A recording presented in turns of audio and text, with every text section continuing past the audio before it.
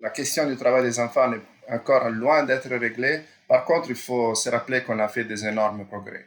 Il y a 20 ans uniquement, il y avait plus que 100 millions d'enfants de plus qu'aujourd'hui qui travaillaient dans des conditions difficiles et pénibles et ils ont été retirés du travail. Donc ça, c'est déjà un succès énorme. C'est vrai, comme vous le rappelez, que la crise du Covid, malheureusement, risque de renverser un peu tous ces progrès qui ont été faits dans les décennies passées, mais on peut compter aujourd'hui encore sur une volonté politique de la part de la plupart, je dirais presque tous les pays membres de l'Organisation internationale du travail pour mettre fin à ces fléaux. Ceci est témoigné par exemple par la ratification universelle de la Convention 182 sur les pires formes du travail des enfants, qui est tombée, cette ratification universelle, l'année passée, en 2020.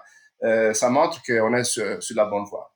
Comment faire? Ben, il n'y a pas une solution unique pour cela. On a essayé plusieurs solutions, mais c'est sûr que la partie législative, la partie politique, comme je disais, est importante, mais toute seule n'est pas suffisante. Il faut aussi s'attaquer aux causes profondes du travail des enfants, comme la pauvreté, le manque d'éducation et aussi le manque de travail décent pour les adultes. Donc ça, c'est sûrement là où il faut mettre l'accent. Après, il y a aussi des groupes vulnérables qui sont particulièrement importants, sur lesquels il faut aussi mettre l'accent. Je pense aux migrants, aux enfants migrants et aux filles, aux plus jeunes. Et là aussi, donc, ils sont pas tous pareils. Il faut vraiment aussi essayer de mettre attention sur là où sont les enfants qui sont plus difficiles à joindre.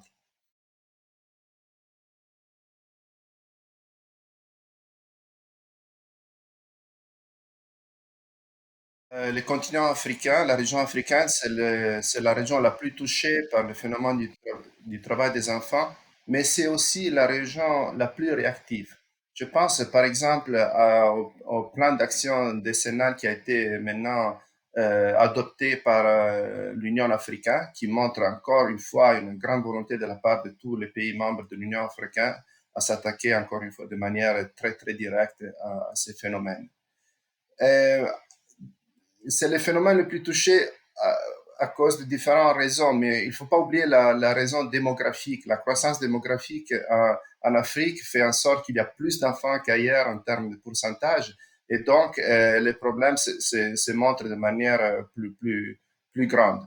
Mais comme je disais, on est sur la bonne voie et on est très, très heureux et reconnaissant au gouvernement de l'Afrique du Sud qui va abriter pour la première fois la conférence globale sur le travail des enfants en territoire africain, donc en Afrique du Sud, à Durban.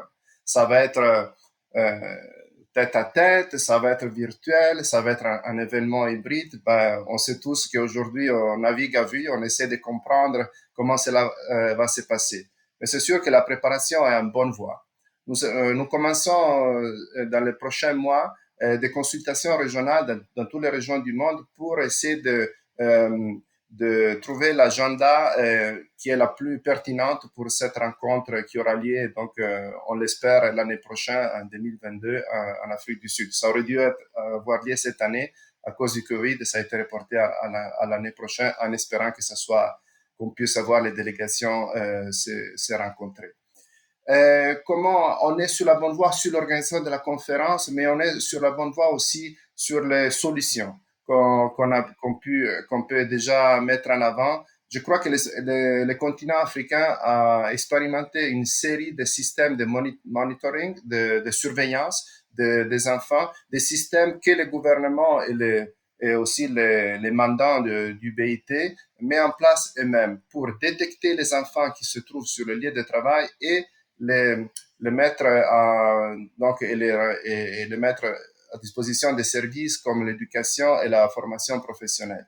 Donc ces systèmes sont là, on doit discuter là-dessus pour que ça devienne quelque chose d'automatique pour lequel l'inspection du travail joue un rôle important et pour qu'on puisse être indépendants tous donc dans la détection du travail des enfants et des solutions à apporter à ces phénomènes.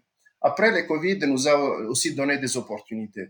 Par exemple, les budgets importants que les États ont mis, comme je disais tout à l'heure, à la lutte contre la pauvreté, au chômage, à d'autres services socio-économiques, extension de la protection sociale, des arguments pour lesquels on a insisté pendant longtemps. Et voilà que beaucoup de pays dans le monde ont pu augmenter ces recettes. On doit continuer. Ça ne doit pas s'arrêter au Covid, à la crise du Covid, ça doit continuer aussi une fois que cette crise sera passée, parce que là, c'est la clé, la solution pour essayer de se débarrasser de manière définitive de ces fléaux.